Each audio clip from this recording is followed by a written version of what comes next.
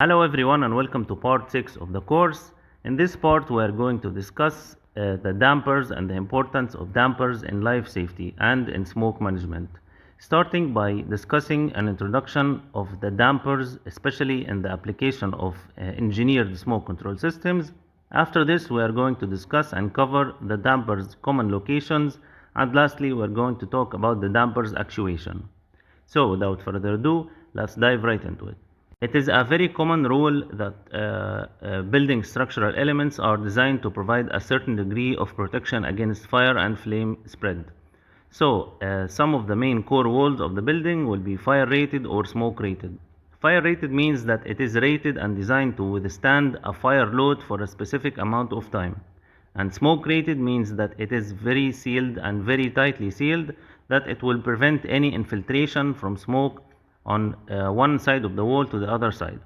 And it is very common that HVAC duct, and especially the smoke control ducts and the ventilation ducts, penetrate the majority of the walls in the building, especially above the ceiling. And it is very dangerous if you did not consider the protection over these penetrations, because in the event of fire, this penetration can allow the fire and the flame and the smoke to spread across this opening if it's not protected. That's why here comes the importance of the dampers in the engineered smoke control and in the life safety. Dampers are usually designed for this application to resist the passage of fire or smoke, or both of fire and the smoke. That is why if a damper is mounted on a duct that is penetrating a fire rated wall, the damper should have the same degree of protection. So the damper should also be fire resistant damper or fire damper. And if the duct is penetrating a smoke rated wall or a smoke sealed wall, then the damper should also be a smoke damper, which means that the damper will be triggered from the presence of smoke or flame, and it will close automatically to provide isolation and prevent the infiltration or the transfer of flames and smoke throughout this opening. And this is the importance of using dampers in the application of protection and life safety. So dampers can be either fire rated dampers or fire dampers.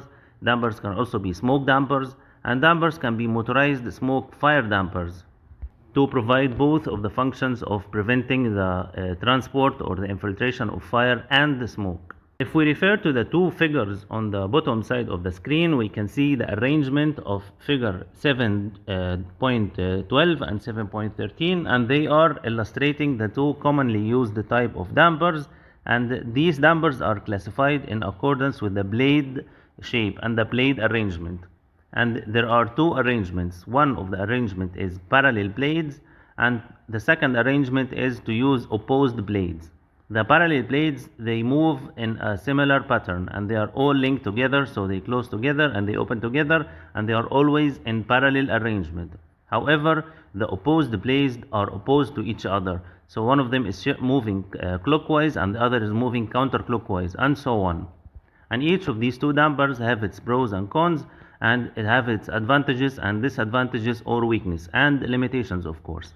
So from this we can conclude that dampers, especially the multi-blade dampers, can be found in parallel blade arrangement or in opposed blade arrangement. And as for the life safety dampers, they must have an override feature and the position indication options.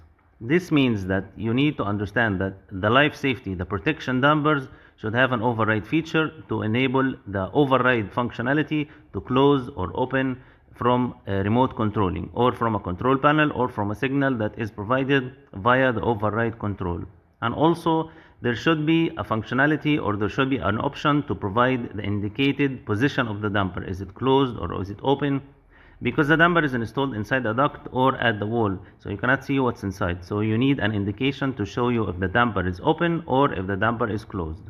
There is also a third type of dampers that is commonly found as well, especially in the fire rated applications or in the fire damper applications, and it is commonly found in the form that is shown in figure 3, which is on the bottom right side of the screen, and it is called a curtain fire damper. Curtain fire damper works on the same concept of a curtain. It's like a folded curtain that opens, and once it opens, it will close automatically to seal the area where the damper is installed. You need also to understand that the curtain fire damper can be installed a little bit or partially outside the duct. So you need to consider this and the sizing of the opening when you deliver it to the civil engineers or the civil team working on site. to provide the suitable size opening. Also, you need to understand that the parallel plate damper, they are relatively simple. However, the opposed plate damper provide a better throttling and a better closing force in against to the pressure of the wind or the air coming through the air outlet or the distribution duct penetrating the wall. And this can be illustrated from the figure on the top right side of the screen, figure 7.14, which is titled as damper airflow as a function of position. From this figure, you can see two curves. These two curves are plotted on a figure. This figure have a horizontal axis and vertical axis. The vertical axis represents the flow percentage, and this is the allowable flow percentage at the different positions of the damper. On the horizontal axis, you can see the damper position, replacement, or the damper opening ratio. So you can see that both of the two dampers provide 100% controllability at the 100% flow rate and provide zero flow rate at the zero or the total closed position. However, in the middle, there is a variety in the performance between each of these two dampers. For example, at 50%, you will notice that the parallel plate, which is represented by the solid line, 50% of the flow on the vertical axis will have a representative value of the damper position of around 65 or 70%, which means that if you open this damper for the percentage of 65 or 70%, you will allow a 50% of the flow. However, if you open the opposed plate damper, you will only allow approximately 30% of the flow. However, if we needed to pass only 10% of the flow, you will notice that the parallel plate damper will achieve this at a 20% opening percentage. However, it will achieve the same percentage for the opposed blade at 40% opening position, which means that the opposed blade damper provides better controllability and better throttling and limiting of the flow, more than the parallel blade. You need also to understand that the opposed blade damper has a more advantage of when it fails in the closed position, it pushes against itself to stay and remain closed. However, the parallel blade can open if it is subjected to enough pressure from the air. And this is because of the nature of the opposed blades, because each blade pushes against each other in a counter movement. So both of the blades, if they are pushing against each other, they will remain closed. However, the parallel blade, if all the blades have force from one direction, they will all move in the same direction. These are some of the most important notes with regards to the fire dampers and the engineered smoke control. Note number 1 is stating that the fire damper is usually two-position device rated to stop the fire spread, which means that two-position means that it's either on or off, and it is designed to stop the fire spread from one side of the wall to the other. The second note is stating that fire dampers do not stop the airflow, and they can have gaps of up to 3/8 of an inch, which means that they are not airtight. They are not designed for the controllability of the airflow. They do not seal the flow 100%. They have some gaps, and these gaps is provided to allow the thermal expansion, because one side will be very hot where the fire is happening and the other side will be relatively cold. So you need to allow for thermal expansion. In note number 3, you will see the standard that is related to the fire dampers where duct or transfer opening is penetrating a fire rated wall or floor, and this is UL standard 555A. While in note number 4, you will see that the standard for sealing dampers or diffusers with fire resistance rating is UL 555C.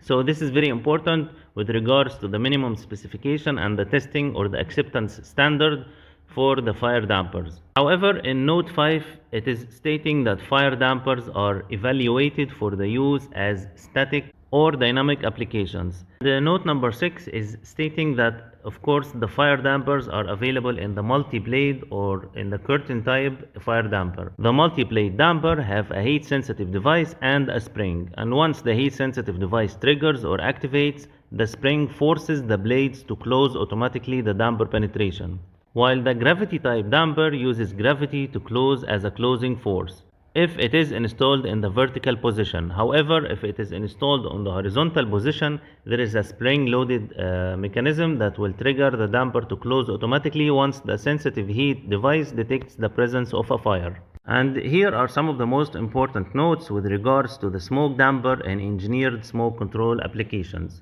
First of all, or note number 1, is stating that the smoke damper are available in multi-bladed damper that can be two-positioned or modulating, which means that they can be on-off or they can modulate the opening size of the damper. Second note is stating that the smoke dampers seal tightly to prevent any smoke spread and to allow a pressure buildup on the side that is closing. And you need to understand that this is opposite to the purpose of the buildup of the fire damper, because fire damper have gaps. However, this is telling you that smoke damper should not have gaps and should be airtight and sealed tightly to prevent any infiltration. And this is due to two facts. The first fact is that if there is any gap present, the smoke will infiltrate. And the second fact is that there is no big temperature difference like in the fire damper. It's smoke, and smoke, of course, it's relatively hot, but it is not hot as flames. So there is not a requirement of having gaps between the blades of the damper. That's why the smoke dampers are designed to not withstand the high temperature or fire, and this is very important factor.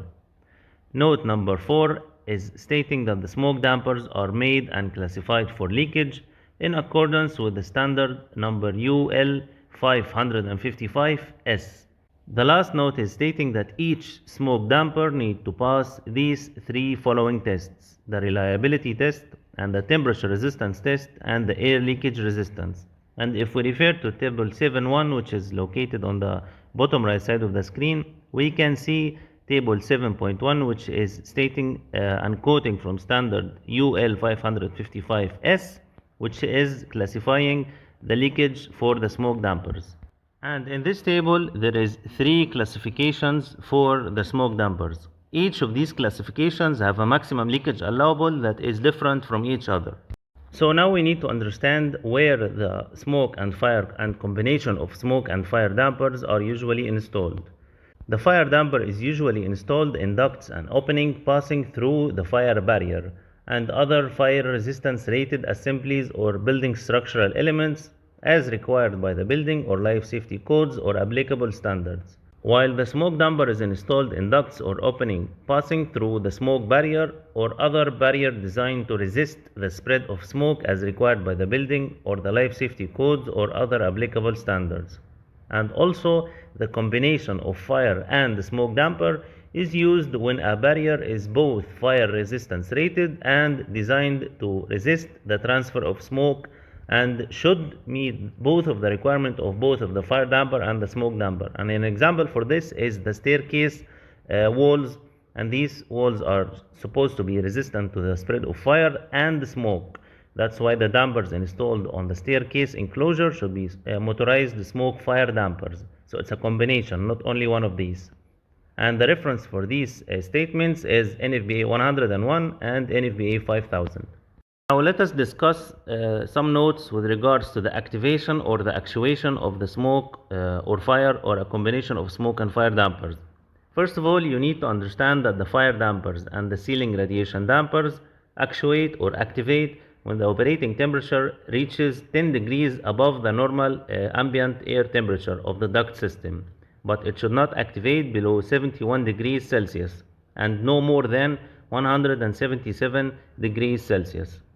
However, the smoke damper shall close upon the actuation of a listed smoke detector or detectors. You need also to know that the combination of fire and smoke damper installed in a smoke control system shaft or in the penetration of the shaft shall not be activated by the local area smoke detection unless it is a secondary to the smoke management system controls, which means that the smoke control system or the fans activate the damper, not the opposite.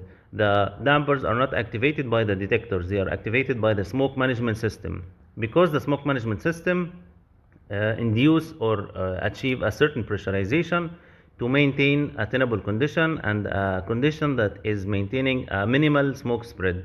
So this is the governing factor. That's why the smoke management system dictates the activation of motorized smoke fire dampers.